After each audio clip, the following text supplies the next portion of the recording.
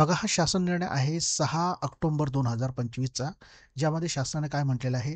कमी वापर असलेल्या दारिद्र्य रेषेखालील आणि आर्थिकदृष्ट्या दुर्बल घरगुती वीज ग्राहकांकरता स्वयंपूर्ण महाराष्ट्र आवासीय रूफटॉप सोलर अर्थात स्मार्ट योजना राबवण्याकरता. तर यासाठीचा हा शासन निर्णय आहे. या निर्णयामध्ये शासनाने काय म्हटलेलं आहे ते बघूया. आता शासनानं आपण डायरेक्ट बघूया की नक्की काय निर्णय घेतलेला आहे तो. तर बघा, जाऊया. तर शासनाने काय निर्णय घेतलेला आहे? बघा, आर्थिकदृष्ट्या दुर्बळ घटकांना छतावरील सौर ऊर्जा प्रकल्प स्थापित करण्यात प्रोत्साहन करून विजेची बाबतीत स्वयंपूर्ण बनवणे, तसेच सौर ऊर्जेद्वारे निर्मिती ऊर्जेच्या घरगुती वापरानंतर शिल्लक असलेल्या विजेतून विक्रीमधून त्यांच्या उत्पन्नाच्या अतिरिक्त स्रोत निर्माण करणे व त्याद्वारे छतावरील सौर ऊर्जा निर्मिती क्षमतेमध्ये वाढ करणे याकरता स्वयंपूर्ण महाराष्ट्र आवासीय रूफटॉप अर्थात स्मार्ट सोलर योजनेस शासनाने बांधण्यात दिलेल्या आहे. आता ही स्मार्ट नक्की योजना काय आहे? तर बघा, या योजनेअंतर्गत दारिद्र्य रेषेखालील सुमारे 1,54,622 घरगुती वीज ग्राहक तसेच ज्यांचा वीज वापर 100 युनिटपेक्षा कमी आहे असे 3,45,378 आर्थिक दुर्बल घरगुती वीज ग्राहक असे एकूण 5 लाख घरगुती ग्राहकांना छतावरील सौर ऊर्जा प्रणाली स्थापित करण्यासाठी केंद्र शासनाद्वारे घोषित अनुदानाव्यतिरिक्त अधिकचे अनुदान राज्य सरकारतर्फे देण्यास मंजुरी देण्यात येत आहे. म्हणजे ही जी योजना आहे ती कुणासाठी आहे? तर जे दारिद्र्य रेषेखाली आहेत आणि ज्यांचे युनिट जे आहे, वीज वापराचं युनिट आहे जे 100पेक्षा कमी आहे, अशा लोकांसाठी आहे. तर एकूण किती असे ग्राहक आहेत? तर साधारणपणे 5 लाख एवढेही ग्राहक आहेत. याच्यासाठी ही योजना आहे. बघा, पुढे त्याने काय म्हटलेलं आहे? तर या योजनेसाठी 2025-26 या वर्षासाठी 330 कोटी, 2026-27 या वर्षासाठी 325 कोटी इतक्या रकमेची तरतूद करण्यासाठी, तसेच सदर योजनेअंतर्गत महाराष्ट्र वीज वितरण कंपनीस बघा महाराष्ट्र वीज वितरण कंपनीस सहाय्यक अनुदान वितरित करण्याकरता नवीन शीर्षक लेखा उघडण्यास मान्यता देण्यात येत आहे. म्हणजेच हे आता कुणाकडे एवढे पैसे दिले जाणार आहेत? तर बघा, वीज कंपनी वितरण जी कंपनी आहे तिच्याकडे हे पैसे दिले जाणार आहेत. आता या योजनेचे वैशिष्ट्य काय आहे ते आपण बघूया. बघा, तर दारिद्र्य रेषेखालील आर्थिकदृष्ट्या दुर्बळ वीज ग्राहकांना सौर ऊर्जेच्या माध्यमातून विजेच्या वापराबाबत स्वयंपूर्ण बनवणे, दारिद्र्य रेषेखालील व आर्थिकदृष्ट्या दुर्बल वीज ग्राहकांना सौर ऊर्जेच्या माध्यमातून उत्पन्नाचा अतिरिक्त स्रोत निर्माण करणे, छतावरील सौर ऊर्जा निर्मिती क्षमतेमध्ये वाढ करणे आणि स्थानिक रोजगाराच्या संधी वाढवणे व अर्थव्यवस्थेचा विकास करणे, ह्या योजनेचं उद्दिष्ट त्यांनी स्पष्ट केलेलं आहे. आता ही योजनेची संरचना कशा पद्धतीने असणार आहे? तर बघा, या योजनेअंतर्गत काय आहे? तर दारिद्र्य रेषेखालील 1,54,622 घरगुती वीज ग्राहक ज्याचा वापर 100 युनिटपेक्षा कमी आहे असे 3,45,375 आर्थिकदृष्ट्या दुर्बळ घरगुती वीज ग्राहक यांच्याकरता छतावरील सौर ऊर्जा प्रणाली स्थापित करण्यासाठी राज्य शासनातर्फे अतिरिक्त अनुदानाची तरतूद करण्यात येणार आहे. तर आता यामध्ये जे लाभार्थी आहेत, जे वीज ग्राहक आहेत, हे गटनिहाय हिस्सा आणि लागणारा निधी ही कशा पद्धतीने असणार आहे त्यांना सांगितलेलं आहे. बघा, सौर ऊर्जा प्रणाली स्थापित करण्यासाठी प्रति किलोवॅट आधारभूत किमतीच्या अनुषंगाने राज्य शासनातर्फे प्रस्तावित अनुदानाचा हिस्सा खालीलप्रमाणे असणार आहे. राज्य शासनाचा हिस्सा त्यांनी दिलेला. बघा, तर दारिद्र्य रेषेखाली जे ग्राहक आहेत त्यांच्यासाठी राज्य शासनाचा हिस्सा किती असणार आहे? तर 35%. आणि ज्यांचं युनिट जे वीज युनिट आहे, म्हणजे ज्यांचं युनिट किती 100पेक्षा कमी आहेत असे आर्थिकदृष्ट्या दुर्बळ असलेले घटक आहेत, ग्राहक आहेत, याच्यासाठी 3 कॅटेगरीमध्ये त्यांनी दिलेलं आहे. बघा, सर्वसाधारण घटकांसाठी 20% सबसिडी देणार आहे राज्य शासन, अनुसूचित जातीसाठी 30% आणि अनुसूचित जमातीसाठी 30%. अशा पद्धतीने ही राज्य शासनाची सबसिडी असणार आहे. तर बघा, सौर ऊर्जा प्रणाली स्थापित करण्यासाठी प्रति किलोवॅट आधारभूत किंमत 50,000 इतकी गृहीत धरल्यास, म्हणजे जे आधारभूत किंमत जी आहे ते प्रति किलोवॅट किती 50,000 पकडल्यास कशा पद्धतीने केंद्र आणि राज्य शासनाचा हिस्सा असणार आहे ते बघा. तर दारिद्र्य रेषेखाली जे ग्राहक आहेत त्यांच्यासाठी किती असणार आहे? समजा 50,000 एवढा आधारभूत किंमत मांडली 1 किलोवॅटची, तर त्यांना फक्त किती द्यावे लागणार आहे? तर 2,500 रुपये. या 50,000 मध्ये 2,500 फक्त त्या ग्राहकाचा हिस्सा असणार आहे, द्यावे लागणार आहेत. आणि 17,500 जे आहेत 17,500 जे आहे ते राज्य शासन देणार आहे आणि केंद्र शासन किती देणार आहे? 30,000. बघा, हे दारिद्र्य रेषेखाली ग्राहकांसाठी दिलेलं आहे त्यांनी. आता जे युनिट ज्यांचं 100पेक्षा कमी आहेत, अशा आर्थिकदृष्टी जे दुर्बल घटक आहेत त्यांच्यासाठी त्यांनी काय दिलेलं आहे तर बघा, सर्वसाधारण गटांना किती द्यावं लागणार आहे ते तर 10,000 रुपये. यामध्ये राज्य शासनाचा हिस्सा किती असणार आहे? 10,000 आणि केंद्र शासन किती देणार आहे? 30,000. यानंतर अनुसूचित जातीसाठी किती त्यांना द्यावे लागणार आहेत? फक्त 5,000 रुपये भरावे लागणार आहेत. 15,000 राज्य शासन देणार आहे आणि 30,000 जे आहे ते केंद्र शासन देणार आहे. आता अनुसूचित जमातीसाठी किती द्यावे लागणार आहेत? त्यांना फक्त 5,000 रुपये भरावे लागणार आहेत. 15,000 राज्य शासन देणार आहे आणि 30,000 केंद्र शासन देणार आहे. ही त्यांनी आधारभूत किंमत साधारणपणे 50,000 एवढी सांगितलेलं आहे. जास्तीत जास्त असेल त्या पद्धतीने ते त्यांचा हिस्सा देणार आहेत. बघा, आता बघा, या विजेसाठी लागणारी निधीची तरतूद आणि शीर्षलेख हे बघा, ते विजेसाठी किती लागणार आहे त्यांना आर्थिक बोजा येणार आहे तो 6,555 कोटी लागणार आहे. आणि त्यासाठी राज्य शासनाच्या अर्थसंकल्पीय अनुदानातून या योजनेसाठी लागणारा निधी देण्यात येणार आहे. हा निधी राज्य शासन त्यांच्या अर्थसंकल्पामधून देणार आहेत. आता या योजनेची अंमलबजावणी कशा पद्धतीने केली जाणार आहे ते बघूया आपण. तर या योजनेच्या अंमलबजावणीकरता महावितरण कंपनी अंमलबजावणी यंत्रणा म्हणून काम करेल. जी महावितरण कंपनी आहे ही ह्या योजनेची अंमलबजावणी यंत्रणा म्हणून काम करणार आहे. आता लाभार्थ्यांचे निवड निकष कशा पद्धतीने ठरवले जाणार आहेत तर बघा, एक म्हणजे ग्राहकांकडे वैध वीज कनेक्शन असणे आवश्यक आहे. म्हणजे तुमच्याकडे वीज कनेक्शन असायला हवं. दुसरं, ग्राहकांच्या कुटुंबाने छतावर सौर ऊर्जा प्रणाली प्रस्थापित करण्यासाठी इतर कोणत्याही अनुदानाचा लाभ घेतलेला नसावा.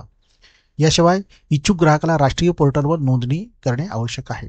जे राष्ट्रीय पोर्टल दिलेलं आहे त्याच्यावर त्यांना काय करायचे आहे? नोंदणी करणे आवश्यक आहे. याशिवाय वीज ग्राहक थकबाकीमुक्त असणे आवश्यक आहे. म्हणजे जे वीज ग्राहक आहे त्याची थकबाकी नसायला हवी. हे त्यांनी निवडीचे निकष दिलेले आहेत.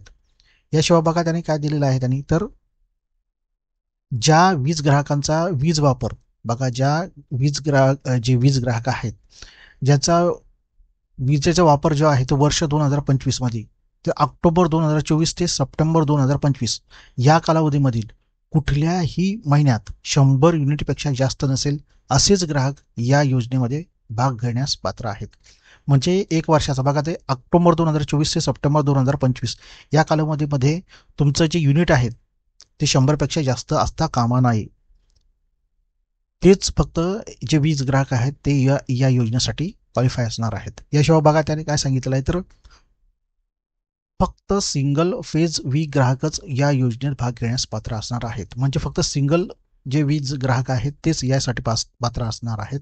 याशिवाय दारिद्र्य रेषेखाली सर्व ग्राहकांना प्राधान्याने लाभ देण्यात येणार आहे. म्हणजे पहिले प्राधान्य कुणाला असणार आहे तर दारिद्र्य रेषेखालील जे ग्राहक आहेत यांना सर्वप्रथम प्राधान्य असणार आहे.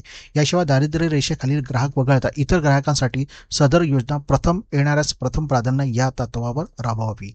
म्हणजेच दारिद्र्य रेषे व्यतिरिक्त इतर जे ग्राहक आहेत यांच्यासाठी काय केलं जाणार आहे तर प्रथम येणाऱ्याच प्रथम प्राधान्य अशा पद्धतीने ही योजना राबवली जाणार आहे. बघा, डिसेंबर 2025 पर्यंत योजनेमध्ये दारिद्र्य रेषेखालील ग्राहकाची संख्या किती दिलेली आहे त्यांनी 1,54,622 पेक्षा कमी असल्यास सदर कोटा 0 ते 100 युनिट वापर करणाऱ्या ग्राहकासाठी वळविण्यात वितरण कंपनीचे अध्यक्ष व व्यवस्थापकीय संचालक यांना राहणार आहे. आता त्यांनी दुसरं काय सांगितलेलं आहे का, या योजनेचा कालावधी किती असणार आहे तर बघा, योजनेचा कालावधी आहे तो मार्च 2027 पर्यंत हा कालावधी असणार आहे. आणि अंमलबजावणी कार्यपद्धती कशा पद्धतीने केली जाणार आहे तर बघा, या योजनेची प्रसिद्ध महावितरण कंपनीद्वारे करण्यात येणार आहे. याशिवाय योजनेचं मुख्य कार्यालय स्तर निविदा प्रकाशित करण्यात येईल व त्यानुसार पात्र पुरवठादारांना विभागून कामे सोपवली जातील.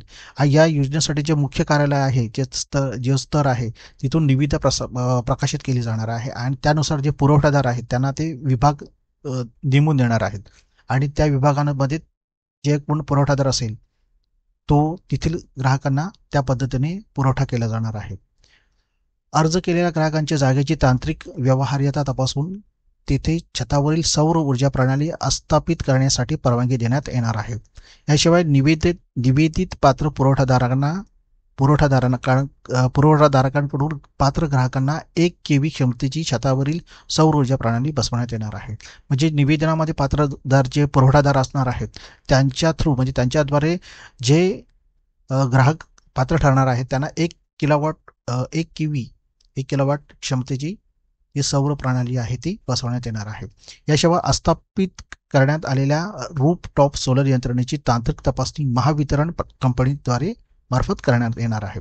नवीन व नवीनीकरण मंत्रालय, ऊर्जा मंत्रालय, भारत सरकार यांनी ठरवलेल्या मार्गदर्शक तत्वानुसार तसेच तांत्रिक मापदंडानुसार टेक्निकल स्पेसिफिकेशन सौर ऊर्जा प्रणाली बसवण्याची तसेच योजनेच्या गुणवत्ता नियंत्रणाची जबाबदारी महावितरण कंपनीची असणार आहे.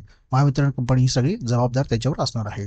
या योजनेअंतर्गत वापरण्यात येणारे सोलर मॉड्यूल जे आहे हे केंद्र शासनाच्या प्रधानमंत्री सूर्यघर मुक्त बिजली योजनेप्रमाणे भारतीय बनावटीचे व IEC प्रणालीत किंवा तत्सम राष्ट्रीय अथवा आंतरराष्ट्रीय मानकानुसार प्रमाणित असतील. तसेच पुरवठादार हे RFID टॅग सुविधेसह पुरवणारे असतील. याबाबत बघा एकंदरीत त्यांनी दिलेलं आहे पुरवठादारांना कशा पद्धतीने काय निकष आहेत. याशिवाय त्यांनी काय सांगितलं की छतावरील सौर ऊर्जा प्रणाली प्रस्थापित केल्यानंतर 5 वर्ष देखभाल व दुरुस्तीची जबाबदारी पुरवठादाराकडे असणार आहे. बघा जे निवेदनाद्वारे जे जे पुरवठादार निवडले जाणार आहेत त्यांची जो काय देखभालीचा सर्व खर्च हा 5 वर्षासाठी ते दुरुस्तीची सर्व जबाबदारी ही पुरवठादारांकडे असणार आहे. आणि त्या 5 वर्षासाठी सर्व निकष देखभाल व दुरुस्ती करार हा ₹500 स्टॅम्प पेपरवर महावितरणाकडून करून घेण्यात येणार आहे. म्हणजे त्यांच्याकडनं बॉन्ड पेपरवर लिहून घेतलं जाणार आहे. आता ही सगळ्या सूचना दिलेल्या आहेत मित्रांनो. तर बघा नवीन व नवीनीकरण ऊर्जा मंत्रालय भारत सरकार यांनी ठरवलेल्या मार्गदर्शक तत्वानुसार तसेच तांत्रिक मानदंडानुसार टेक्निकल स्पेसिफिकेशन सौर ऊर्जा प्रणाली बसवण्याची गुणवत्ता नियंत्रणाची जबाबदारी कुणाची असणार आहे तर महावितरण कंपनीची असणार आहे. याशिवाय वित्तीय सहाय्यक अनुदानाच्या रकमेची मागणी करून सदर निधी प्राप्त करून घेण्याची कार्यवाही महावितरणामार्फत करण्यात येणार आहे. नंतर योजनेची अंमलबजावणी करताना त्यासाठी लागणारे अर्जाचे नमुने बघा, नंतर आस्थापना अहवाल, उपयोगिता प्रमाणपत्र व अनुषंगिक बाबी तांत्रिक तपासणी नमुना इत्यादी महावितरणतर्फे निर्गमित करण्यात यावीत.